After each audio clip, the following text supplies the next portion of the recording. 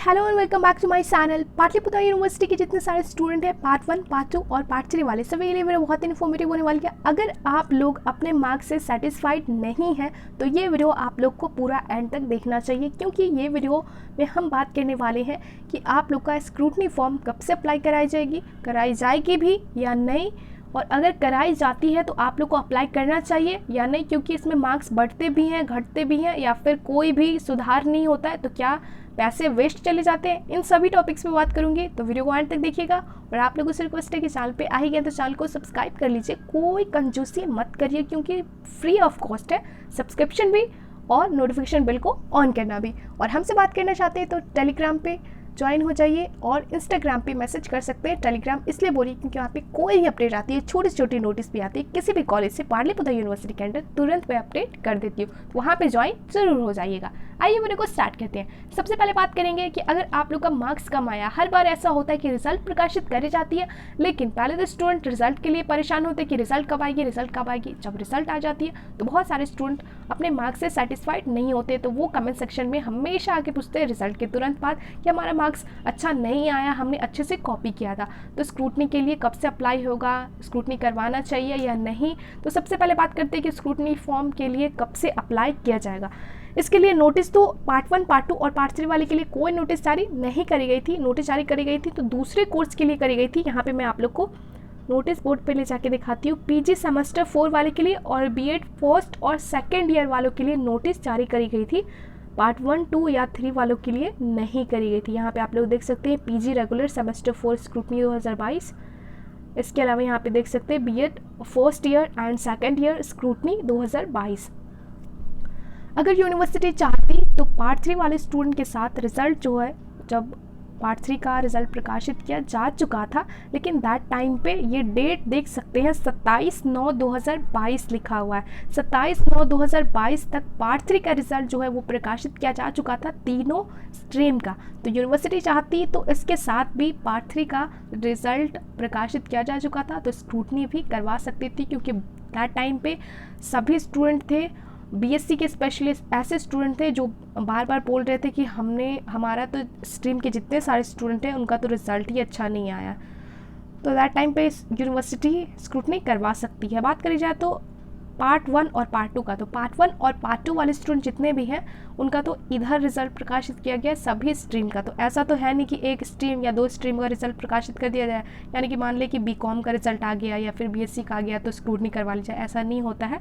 सभी का एक साथ ही स्क्रूटनी किया जाता है एक पार्ट का, यानी कि पार्ट 1 हो या पार्ट 2 हो या पार्ट 3 हो, तीनों स्ट्रीम का रिजल्ट प्रकाशित कर दिया जाता है, उसके बाद ये स्क्रूटनी करवाई जाती है।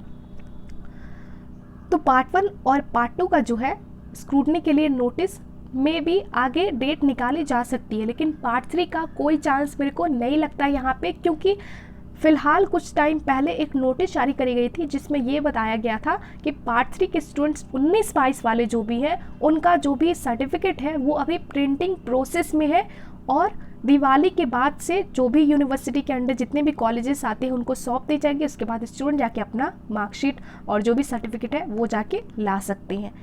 तो यहाँ पे क्वेश्चन ये बनता है कि क्या स्क्रूटनी नहीं करवाई जाएगी, क्योंकि जितना मैंने इन्फॉर्मेशन दिया है सभी यूनिवर्सिटी के साइट पे जो भी अवेलेबल है उनके बेस पे ही मैं दे रही हूँ, क्योंकि प्रिंटिंग प्रोसेस में चली गई है। तो आई डोंट थिंक कि अब स्क्रूटनी करवाई जाएगी पार्ट 3 वाले स्टूडेंट का, क्योंकि प्रिंटिंग प्रोसेस से पहले ही करवाई जाती है, ताकि मार्क्स में अगर चेंजिंग होती है यूनिवर्सिटी के साइट से दोबारा रीचेक वगैरह करके, तो उसका सही अंक जो है वो मार्कशीट पे दर्शा के उसके बाद जो है प्रिंटिंग प्रोसेस में भेजा जाता है।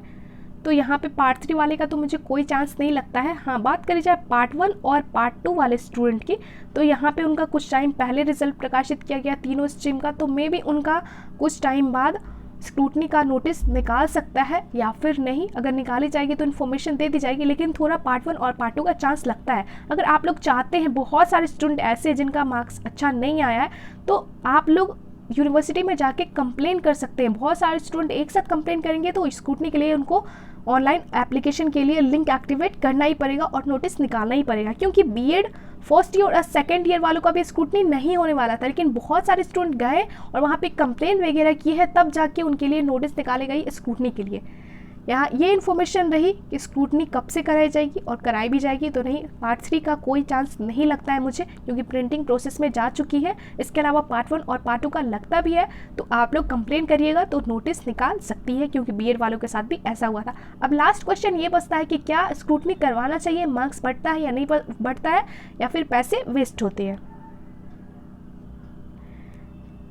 मैं आप लोग को ऑनलाइन स्क्रूटनी फॉर्म है ये वाले टैब पे क्लिक करके दिखा दे रही हूँ। यहाँ पे आप लोग खुद पढ़ लीजिए, आप लोग को समझ में आ जाएगा कि आप लोग को स्क्रूटनी करवानी चाहिए या नहीं। वैसे मैं ये चीज़ हमेशा बताती हूँ जब भी स्क्रूटनी वाला वीडियो बनाती हूँ। ये आप लोग देख सकते हैं नोट में खुद से दे रखा है कि स्क्रूटनी में आंसर बुक्स का रीटोटलिंग होता है, रीचेकिंग या री इवोल्यूशन नहीं होता है। इसका कहने का मतलब है कि आंसर बुक का रीटोटलिंग होता है। अगर आप लोग का जैसे कि कोई मार्क्स दे दिया गया, उसको रीटोटल करने में मिस्टेक होता है, यानी कि कैलकुलेशन में मिस्टेक होता है, तो आप लोग का जो मार्क्स में सुधार किया जाएगा। लेकिन रीचेक आप चाहते हैं कि हमारा आंसर फिर से चेक करा जाए, हमने सही लिखा है, या फिर री एवोल्यूशन फिर से मार्क्स दिया जाए, तो वो नहीं होता है। यहाँ पे साफ साफ लिखा हुआ है, तो ये नोट पहले ही दे देता है। तो अगर आप लोग को लगता है कि आप लोग का कैलकुलेशन में मिस्टेक हुआ तो आप लोग स्क्रूटनी करवा सकते। अदरवाइज़ आप लोग को लगता है कि मार्क्स हमारा फिर से रीचेकिंग होगा, री एवोल्यूशन होगा, तो ये सब नहीं होने वाला है, क्योंकि इसमें पहले ही लिख रखा है। मैं ज़्यादातर स्टूडेंट को एडवाइस देती हूँ कि आप लोग खुद सोच लीजिए। मैं ये नहीं कहूँगी कि आप करवाएं या नहीं करवाएं, क्योंकि फिर आप एक बार करवा लेंगे तो खुद को सेटिस्फाइड हो जाएगा कि हमने करवाया है। बाकी बात आगे आप लोग की मर्जी है, लेकिन ये आप लोग ध्यान रखिए कि आंसर का रीटोटलिंग होगा, यानी कि कैलकुलेशन में मिस्टेक होगा तो वो सही करेगा, रीचेक नहीं करेगा, यानी कि आपका आंसर फिर से चेक करके मार्क्स नहीं देगा। ये आप लोग खुद डिसाइड कर लीजिए आप लोग को करवाना है या नहीं करवाना है। और करवाने ना करवाने से सबसे पहले क्वेश्चन ये उठता है कि कब आएगी। जब आएगी इन्फॉर्मेशन मिल जाएगी इसी चैनल के माध्यम से। चैनल को सब्सक्राइब करके नोटिफिकेशन बेल को ऑन कर लीजिए और टेलीग्राम से ज्वाइन हो जाइए। Thank you so much guys, video को अंत तक देखने के लिए बहुत बहुत शुक्रिया। वीडियो थोड़ी लॉन्ग हो गई, लेकिन ये वीडियो बनाना बहुत ही ज़्यादा ज़रूरी था, क्योंकि बहुत सारे लोग कमेंट्स कर रहे थे और परेशान भी हो रहे थे अपने मार्क्स को लेके। तो ये सारी इन्फॉर्मेशन थी जो मैंने आप लोग को दे दी। और मेरी आवाज़ में थोड़ी सी मिस्टेक आ रही होंगी, क्योंकि क्लियर शायद नहीं जा रही होंगी। आप लोग सुन के कमेंट करके बता सकते हैं कि मेरी वॉइस क्लियर आ रही है या नहीं, क्योंकि मेरी थोड़ी सी तबीयत खराब है, जिसकी वजह से मेरी वॉइस ऐसे निकल रही है, जिसके लिए मैं सॉरी बोलती हूँ। Thank you so much guys, video को अंत तक देखने के लिए बहुत बहुत शुक्रिया और चैनल को सब्सक्राइब कर दीजिएगा।